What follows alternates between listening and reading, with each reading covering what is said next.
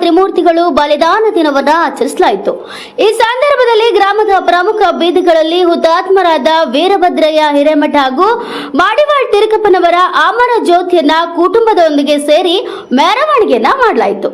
ಈ ಮೂಲಕ ವೀರ ಸ್ವಾತಂತ್ರ್ಯ ಹೋರಾಟಗಾರರಾದ ಗೋಣಪ್ಪ ಕಮತರ್ ಇವರ ಗದ್ದುಗೆಗೆ ಪೂಜೆಯನ್ನ ಮಾಡಿ ತದನಂತರ ಹುತಾತ್ಮಾತ್ರಿಯರ ವರ್ತುಲದಲ್ಲಿ ಸ್ವತಂತ್ರ ಹೋರಾಟಗಾರರ ವಂಶಸ್ಥರು, ಗ್ರಾಮದ ಗುರು ಹಿರಿಯರು, ಮುಖಂಡರು, ಯುವಕರು ಸೇರ್ಕೊಂಡು ಹುತಾತ್ಮತ್ರಿಯರ ಮೂರ್ತಿಗಳನ್ನ ಪೂಜೆಯನ್ನ ಮಾಡಿ 1 ನಿಮಿಷ ಮೌನಾಚರಣೆಯನ್ನ ಮಾಡಲಾಯಿತು.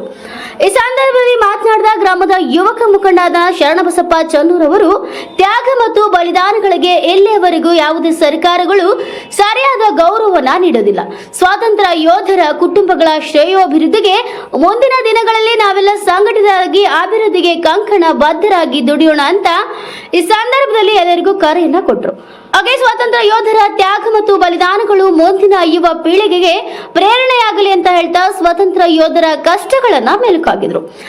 ಈ ಸಂದರ್ಭದಲ್ಲಿ ಸಂಸ್ಥಾಪಕರು ವಿಶ್ವಮಾನವ ಟ್ರಸ್ಟ್ ದಾವಣಗೆರೆಯ ಅಧ್ಯಕ್ಷರಾದ ಆವರಗೇರಿ ರುದ್ರಮುನಿ, ಹಂಸಭಾವಿಯ ಸುನೀಲ್, ಮಡಿವಾಳರ್, ಗ್ರಾಮದ ಹಿರಿಯವರಾದ ಬಸಪ್ಪ, ಪ್ರಕಾಶ್ ಅಂಗಡಿ, ಚನ್ನಪ್ಪ ಮಡಿವಾಳರ್, ಧರ್ಮಗೌಡ ಪಾಟೀಲ್, ಬಸವರಾಜ್ ಬರವಣ್ಣ, ಶಂಭುಲಿಂಗ ಹಿರೇಮಠ, ಪುಂಡ್ಲಿಕ್ ರೆಡ್ಡಿ, ರೆಡ್ಡರ್, ಶೇಖರಪ್ಪ ಚೂರಿ, ಗುಡ್ದಪ್ಪ ಬ್ಯಾಲುನ್ಸಿ, ಶರೀಫ್ ಪುಂಜಾರ್ ಸೇರಿದಂತೆ ಇನ್ನು ಅನೇಕರು ಉಪಸ್ಥಿತರಿದ್ದರು. Basavaraj Navalgund, NKS TV4 news bureau, Shirahatti.